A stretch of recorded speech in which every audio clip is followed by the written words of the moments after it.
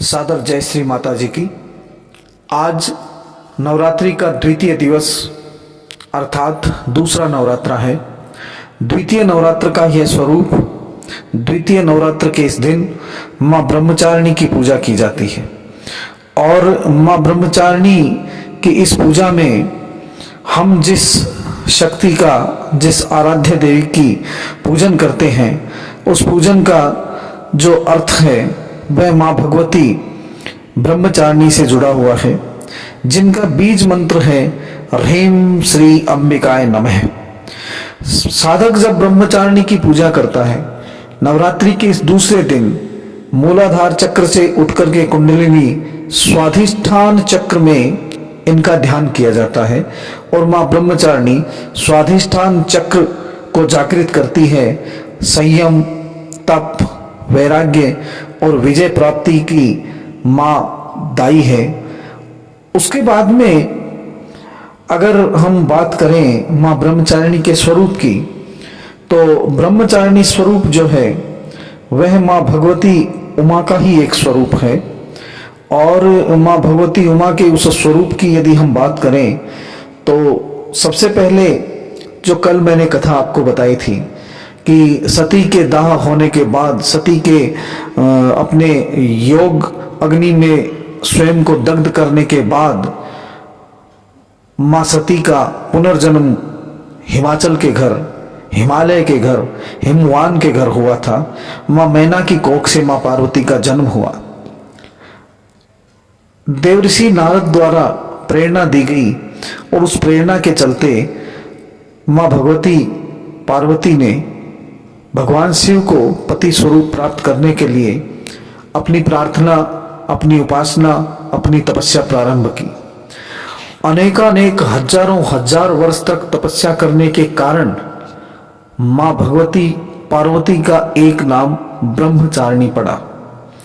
ब्रह्मचारिणी शब्द का यदि संधि विच्छेद करें तो ब्रह्म और चारिणी अर्थात ब्रह्म को जानने के लिए तपस्या का आचरण करने वाली स्त्री को ब्रह्मचारिणी कहा जाता है। यह इनका ज्योतिर्मय स्वरूप है, बड़ा दिव्य स्वरूप है, चेहरे पे बड़ी कांति है, दैदीप्यमान चेहरा है। और इन्होंने जब अपनी यह तपस्या की तो इस तपस्या में प्रथम 1000 वर्ष तक इन्होंने निराहार रह करके तपस्या की। उसके बाद अगले 100 वर्षों तक इन्होंने जमीन पर सोते हुए, साग और सब्जियां खाते हुए अपना जीवन बिताया। उसके बाद अगले 3000 वर्षों तक इन्होंने टूटे हुए बिल्व पत्रों के ऊपर अपना जीवन निर्वहन किया और तपस्या की। 3000 वर्षों के बाद इन्होंने अगले सैकड़ों वर्षों तक सब कुछ त्याग दिया, वो बिल्व पत्र भी खाने बंद कर दिए और इस प्रकार इन्होंने भगवान की आराधना की। तब इनका नाम हुआ अपर्णा, तब इनका नाम हुआ उमा, तब इनका नाम हुआ तपस्चारिणी और तब अंत में इनको नाम दिया गया ब्रह्मचारिणी। जब ये हजारों हजार वर्षों की अपनी तपस्याएं पूर्ण कर चुकी थी, तब समस्त देवी देवता इनके पास आए और देवताओं ने कहा कि हे देवी, आपने जो कठिन उपवास रखे हैं और खुले आकाश में आप शीत घाम वर्षा में तप करके आपने ये जो तपस्या की है वह अब अपने समापन पर है, वह अपनी अब पूर्णता को प्राप्त करने वाला है। अतः जब आपके पिता आपको बुलाने आए तब आप उनके साथ अपने घर को लौट जाएं, क्योंकि शीघ्र ही भगवान चंद्रमौली आपको पति के रूप में प्राप्त होंगे। माँ भगवती ब्रह्मचारिणी के इस स्वरूप की पूजा द्वितीय दिवस को की जाती है और यह भक्तों को सिद्ध और अमोघ फल देने वाला है। देवी ब्रह्मचारिणी की उपासना से तप, त्याग, वैराग्य, सदाचार, संयम में वृद्धि होती है, मनुष्य की सर्वत्र सिद्धि होती है और विजय प्राप्त होती है, अनेकानेक समस्याओं का नाश होता है। और जो माँ भगवती के इस स्वरूप का, जिस स्वरूप में एक हाथ में कमंडल है, बाएं हाथ में कमंडल है और दाहिने हाथ में अक्षमाला धारण किए हुए माँ भगवती है, जो साक्षात मूर्तिमान तपस्या का स्वरूप है, इस माँ भगवती की पूजा करने के लिए जो व्यक्ति मन से तैयार होता है, उस व्यक्ति की समस्त अभिलाषाएं माँ ब्रह्मचारिणी पूर्ण करती हैं। देवी ब्रह्मचारिणी की पूजा के विधान में भी कुछ विशिष्ट बातें हैं। श्वेत वस्तुओं से माँ ब्रह्मचारिणी को बड़ा प्रेम है। दूध से बनी हुई वस्तुएं, दही से बनी हुई वस्तुएं माँ को बड़ी प्रिय है।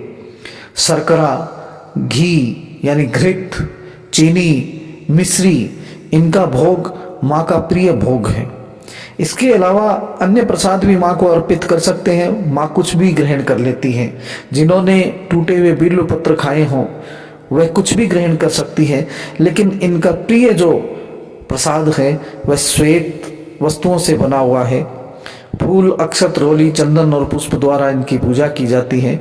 षोडशोपचार की पूजाएं, जैसे आप जानते हैं सभी कि कलश में आह्वान किए हुए सभी देवी देवताओं की प्रथम पूजा की जाती है। उसके बाद में नव दुर्गाओं की पूजा की जाती है, गणेश की पूजा की जाती है, भैरव पूजा की जाती है। सभी को पिष्टान, सभी को प्रसाद चढ़ाया जाता है और इन प्रसादों के बाद माँ ब्रह्मचारिणी भी प्रसाद ग्रहण करती है। यह माँ भगवती की पूजा का एक प्रकार है। वह आप सबके लिए कोई नई बात नहीं है बताने वाली। मूल बात यह है कि माँ ब्रह्मचारिणी एकदम शांत सौम्य व्यवहार को जीने वाली, शांत सौम्य व्यवहार को धारण करने वाली दैदीप्यमान दिव्य प्रकृति स्वरूपा माँ भगवती हैं। और इनकी पूजा करके व्यक्ति अपने लक्ष्य को प्राप्त कर सकता है।